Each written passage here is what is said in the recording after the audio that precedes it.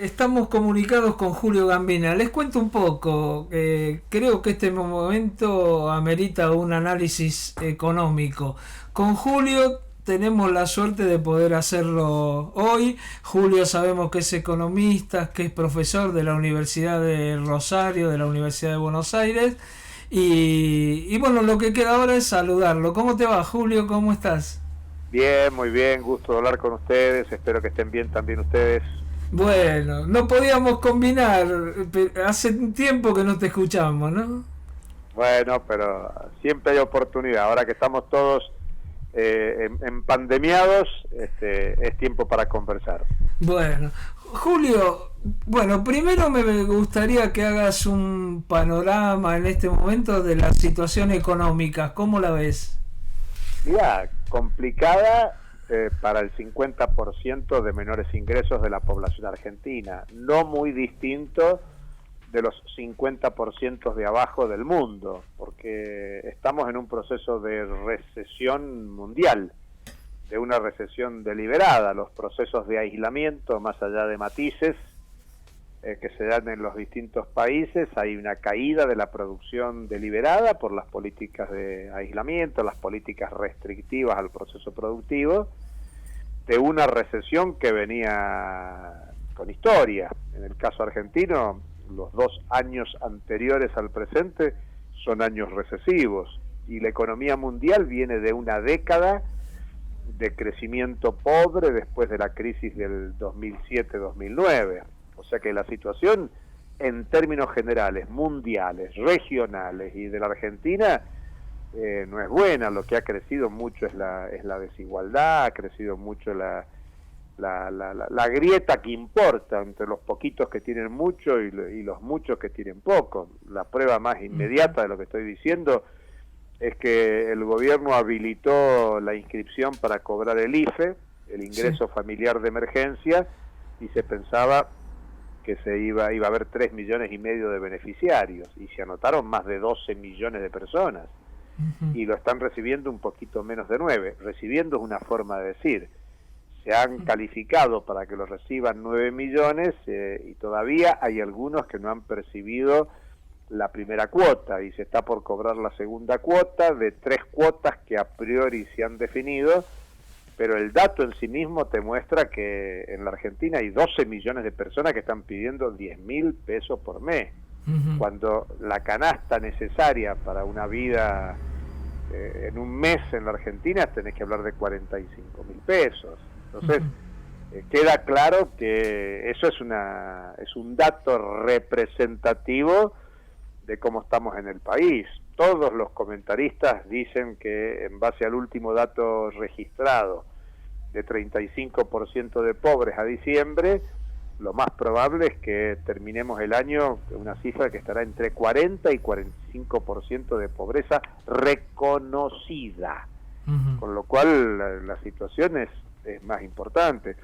Están prohibidos los despidos, y el episodio más resonante fue el de Techín, con 1.450 despidos. Sí. Hay suspensiones, hay negociación de la CGT aceptando con la Unión Industrial la disminución de los ingresos salariales en base a suspensiones, cesantías. Bueno, uno hasta puede decir, bueno, es lo que pasa en todo el mundo. En Estados Unidos se cayeron en 2 meses 43 millones de puestos de trabajo. Sí.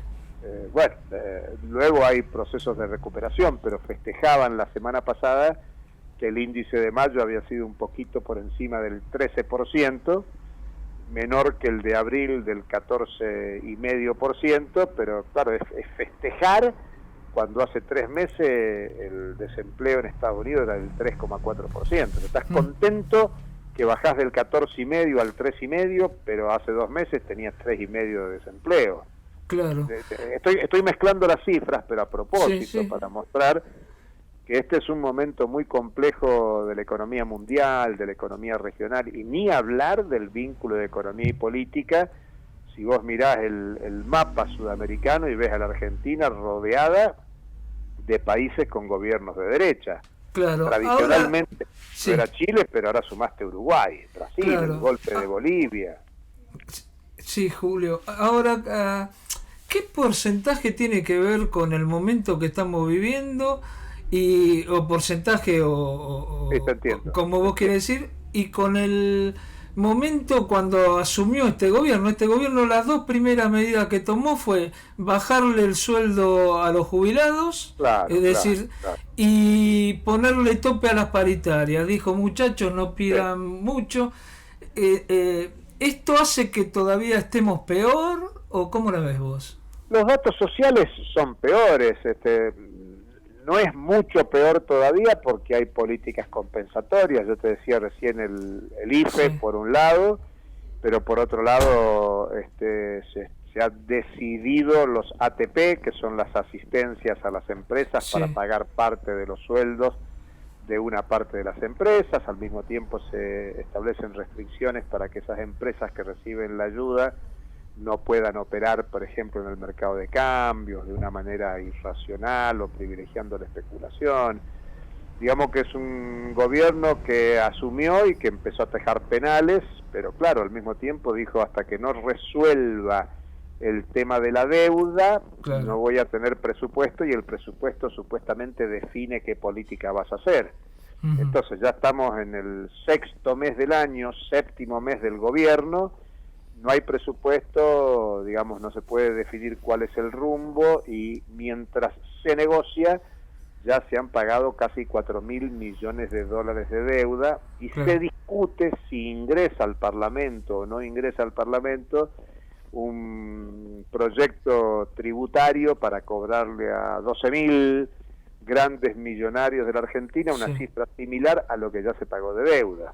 Uh-huh. Entonces, el tema es complejo, y por eso hay una convocatoria, una asamblea popular que lideran y convocaron inicialmente a Adolfo Pérez Esquivel, Norita Cortiñas, donde se dice suspensión de pagos ya e investigación de la deuda. O sea, no seguir pagando, no dilapidar recursos públicos, ni de reservas internacionales, ni de escasos recursos fiscales que hay en la Argentina, para seguir pagando deuda pública. Uh-huh. Digamos que acá hay temas estructurales muy fuertes. Ahora vos podés agregar esta decisión de intervenir y expropiar Vicentín, veremos cómo se discute en el Sí. Parlamento, ver la letra chica de lo que se propone, pero lo de fondo sería ver si eso supone un comienzo de reforma del modelo productivo del agronegocio vinculado a la exportación de commodities, que eso es Vicentín y el complejo sojero transnacionalizado que domina el modelo productivo en la Argentina. Uh-huh. Digamos que hay muchos debates que hay que dar, claro, en el medio de esta pandemia que agudiza y agrava los problemas recesivos de arrastre que tiene la economía argentina, y que son parte de los problemas de toda la región, porque Uh-huh. toda América Latina está comprometida por los temas de arrastre y por la pandemia. Ahora la pandemia Sí. se está concentrando en América Latina, y no es lo mismo una pandemia en los países europeos o en Estados Unidos, incluso en China, Uh-huh. que disputa la primacía de la producción mundial, que en un territorio de la desigualdad y la pobreza como es nuestra América. Sobre Uh-huh. todo cuando vos tenés, Brasil ya es el segundo país más contaminado, es el tercer país en muertes, pero al mismo tiempo, digamos, un país como Perú, muy chiquito en relación a Brasil, es el octavo país en contaminación mundial. Uh-huh. Es el segundo de América Latina, pero es el octavo a nivel mundial. Chile figura número 13, México figura número 14, Colombia, Ecuador, República Dominicana, Panamá y Argentina están entre los 50 más contaminados del mundo, y en general hay una valoración positiva de cómo el tema parece considerado en la Argentina, pero estamos dentro de los 50 países más contaminados del mundo.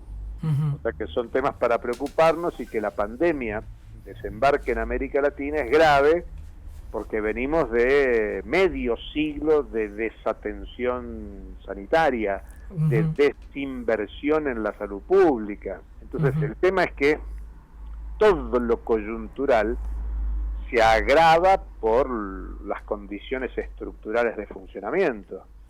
Hubo un periodo en que se consideró a la salud como un negocio, como una mercancía, no como un derecho, y eso es lo que se está pagando ahora. Bueno, transformar esto requiere cambiar sustancialmente la política, la economía, la política, temas que todavía está muy verde, y me animo a decirte en confianza, Sí. el tema es la propia sociedad, nosotros, Claro. el movimiento social, el movimiento popular. Pensá que el año pasado, el año 2019, hubo incluso convocatorias a no pudrir la situación social y esperar que con las elecciones todo se resuelve. Bueno, ya pasó hace mucho tiempo las elecciones, ya hubo cambio de gobierno, y en sí mismo los procesos electorales no cambian. Claro, uno puede hacer el ejercicio de qué pasaría si ahora estuviera un segundo periodo Mauricio Macri, pero bueno, pero lo real es lo que existe, y Claro. el tema es que la sociedad está desmovilizada, y no solo por el aislamiento social preventivo, obligatorio, sino porque también hay condiciones de desorganización del movimiento social popular que exige pensar la realidad de un modo distinto. Claro. Ahora, cuando decís estas cosas que son contrafácticas, da para analizar mucho, ¿no? Porque alguno podría pensar, bueno, si estuviera Macri ahora, no estaría gobernando porque estaría toda la gente en la calle, Bueno, ajustando salarios, despidiendo gente, bajando las jubilaciones. Digo, contrafáctico, ¿no? Claro, como decís vos, es contrafáctico. Por eso digo que importa la realidad, y ver que en tanto y en cuanto la sociedad no se movilice. Fíjate la importancia de las movilizaciones contra el racismo en Estados Unidos, sí, en Inglaterra incluso, ¿no? En Inglaterra movilizándose en contra del racismo en Estados Unidos. En Inglaterra, uno de los países de mayor presencia de cierta pluralidad desde el punto de vista racial, en contra de la discriminación. Pero bueno, yo creo que para analizar es la ofensiva del capital por un lado, pero también por el otro lado la desorganización y el desarme ideológico político del movimiento social. Yo más de una vez te he dicho, bueno, nosotros en los 90 la gran creación fue la CTA, como una expectativa de un nuevo sindicalismo, y hoy tenés por lo menos 3 CTA. Claro. Lo que yo soy parte de eso, no estoy hablando, no estoy criticando a otros, yo estoy ahí adentro, soy parte de eso, soy parte de esa fragmentación. Pero eso te muestra, pasa lo mismo con el llamado movimiento piquetero, hoy llamado movimiento social, popular. ¿Cuántos agrupamientos hay y qué capacidad hay de actuar todos en conjunto? No, hay fragmentaciones, hay divisiones. Claro. El propio movimiento de mujeres, que es el gran movimiento popular de los últimos años en la Argentina, ya en el último Encuentro Nacional de Mujeres tiene por lo menos 2 vertientes que disputan quién organiza o no organiza el de este año en función de la pandemia, entre aquellas que se identifican en el Encuentro Nacional de Mujeres y aquellas que reivindican el encuentro plurinacional con toda la diversidad sexual incorporada. Pero bueno, eso te demuestra los niveles de fragmentación en el movimiento popular. Claro. Hay que incorporarlo en el debate. No, coincido en esto con vos. También se podría hablar de cooptaciones. Por ejemplo, es preocupante el movimiento de derechos humanos con los últimos sucesos, el de Tucumán con Luis Espinosa, una desaparición y asesinato de un trabajador, muertos en comisarías, etcétera, que no tienen la trascendencia que por ahí hubieran tenido en otro momento, claro, con otro gobierno, ¿no? Claro. Bueno, eso es parte de la debilidad. Claro. O sea, no solo es ofensiva de los que dominan, sino desarticulación del espacio popular. Claro. Julio, vos hablabas de el tema, bueno, de los sectores afectados, la falta de movilidad. Hace unos días se hablaba de que podía haber un estallido social. Lo dijo Grabois, lo dijo Firmenich también. Y se le preguntó a mucha gente del gobierno sobre este tema y me llamó la atención de algunas reflexiones, entre ellas la de Sergio Berni, que dijo, en Argentina, si hay un estallido, va a ser de parte de la clase media y media baja, que hoy no la estamos atendiendo. No va a ocurrir un estallido en los sectores vulnerables.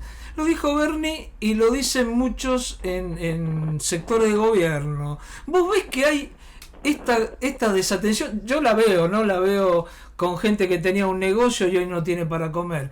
Pero vos ves que esto puede ser así, que es factible esto que dice el sector del gobierno, que los que pueden decidir son la clase media, no los más vulnerables que están bien atendidos, como dice Berni. Mira, yo creo que es muy... Cualquier comentario en ese sentido sería una irresponsabilidad, porque todo tiene que ver con la capacidad de organización del movimiento social popular en general. Yo te diría que el principal problema que tiene la Argentina es la falta de una alternativa política que marque un rumbo diferenciado en la Argentina, y el gran ausente político en la Argentina de todo el periodo constitucional es la construcción de un proyecto político de carácter alternativo que enfrente los problemas de fondo que tiene la economía capitalista contemporánea. Fíjate vos, yo te voy a dar, para que me entiendan de qué estoy hablando y que no estoy hablando en el aire. Ahora se está discutiendo Vicentín, y yo recién te dije, bueno, recién empieza, esta es la punta del ovillo. Vamos a ver si esto termina modificando el modelo productivo del agronegocio de exportación o no, porque puede pasar lo que pasó hace unos años con Sancor. ¿Vos te acordás que Sancor se la disputaba Adecoagro, la empresa transnacional vinculada al grupo Soros, se la disputaban grupos de capitales nacionales y terminó con un préstamo de 250 millones de dólares de Venezuela que debía pagarse con producción argentina con leche, y con transferencia de tecnología para desarrollar la industria láctea en Venezuela. Bueno, todo eso terminó fracasando porque no se profundizó una política de transformación, y hoy muchos de las empresas y marcas que estaban asociadas a Sancor terminaron en Adecoagro, en el proceso de transnacionalización. 250 millones de dólares en el gobierno de Néstor Kirchner, compararlo con la deuda de 350 millones de dólares de Vicentín para con el Banco Nación. Estamos hablando de cifras relativamente parecidas. Entonces no sea cosa que este proceso de intervención y de expropiación termine en una variante más de negocios para salvar a algunos, y no un proceso de transformación profundo de la economía. Si vos no avanzás con transformaciones profundas que hoy tienen que ser necesariamente anticapitalistas, terminás abriendo las puertas a los procesos como el de Brasil. Yo invito siempre a la gente que piense antes del triunfo de Bolsonaro, que vayan 3 meses antes del triunfo de Bolsonaro a ver si Bolsonaro existía como una personalidad política con capacidad de gobernar Brasil. No. Y sin embargo sacó más de 50 millones de votos. Lo que te muestra que se construye un personaje de la noche a la mañana.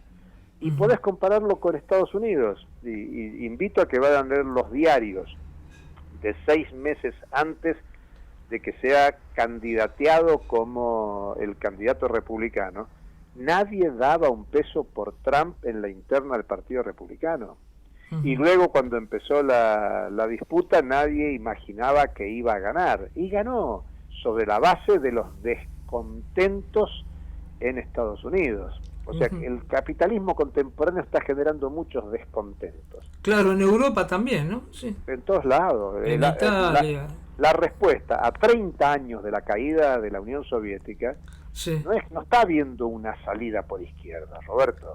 Digo, para ser claro, la salida está viniendo por derecha, por nacionalismo. Yo mirás el mapa, yo vuelvo a decirte, Argentina. Mirá los países limítrofes. ¿Quién se iba a imaginar 15 días antes de las elecciones de Bolivia que iba a haber un golpe de Estado de la manera que lo hubo en Bolivia? con participación de fuerza policial, de Fuerzas Armadas. Digamos que la situación es compleja, por eso da para pensar muy profundamente lo que está aconteciendo, y yo diría el tema no es el descontento de los sectores medios. El tema más grave es que no hay rumbo político para acumular los descontentos de una población que puede desbordar por distintas razones. En algún momento va a terminar la pandemia, no sé si cuando aparezca la vacuna, cuando se amesete la curva, como se dice ahora, en algún momento va a terminar y esto empezará a recomponerse, y cuando se recomponga, bueno, muchas de las protestas contenidas van a estar en la calle. Ten en cuenta que hay muchos territorios, como decías que dice Bernie, atendidos, contenidos por la política de Estado, pero pésimamente mal atendidos. Fíjate los contenidos de las viandas que llegan a los sectores populares. Recién te decía el IFE está bueno, pero son 10.000 pesos por mes. Claro. Tengamos en cuenta lo que eso significa. En cuanto tengas una mínima capacidad de recuperar la calle, el movimiento popular va a salir con todo. Puede ser que sea antes, pero yo no tendría una hipótesis de que los sectores más empobrecidos están contenidos por la asistencia pública. Pueden estar contenidos en las condiciones de aislamiento actual y de cierta legitimación de las fuerzas de seguridad, fuerzas armadas, para el control social. Sí. En el papel que están teniendo no solo en la distribución de alimentos, sino en el control y seguridad pública. Y por lo tanto, en la medida que esto pueda irse superando, los niveles de protesta y de movilización y de organización social pueden aspirar a otro nivel. Julio, y para terminar, dos cositas. Una, ¿cómo ves vos el tema de esta cuarentena que se ha estirado tanto? ¿Cuál es tu posición ante esto? Y la otra, si pensás que se va a arreglar el pago de la deuda, que parecería que sí, pero a ver qué pensás vos de estas dos cosas. Mirá, sobre el tema de la deuda te diría que todo indica que el gobierno está concediendo recurrentemente. Primero te decía al principio, paga mientras negocia, una cifra gigantesca. Sí. Y en segundo lugar empezó planteando algo así como 40 dólares por cada 100 de bono, y ya se está acercando a los 50. Entonces, claro, si te vas acercando a lo que piden los acreedores, lo más probable es que acordés. Hay un 10%, bueno, ¿no? De diferencia, 55 pedirían. Pueden pedir más, porque son distintos los que van negociando, pero se van acercando las posiciones. Todo indica que se va arrimando a un acuerdo, y yo insisto que eso es grave para el conjunto de la sociedad argentina, porque son con Wall Street, porque los bonos que se entregan siguen con el tema de cesión de soberanía jurídica, y por lo tanto si vos acordás ahora, y por más que tengas 2 o 3 años de plazo de gracia, 2 o 3 años pasan rápidamente, y cuando llegue el momento de esos vencimientos y no puedas pagar, te vas a tener que comer las demandas en tribunales externos, y los niveles de presión sobre la economía argentina son más fuertes. Y sobre el tema de la cuarentena, yo te diría que también se ha desperdiciado un tiempo para transformar las cuarentenas comunitarias en procesos de transformación comunitario de la producción. ¿Qué quiero decir? No todo el mundo puede seguir la indicación quédate en casa, porque hay mucha población que no tiene casa adecuada para quedarse.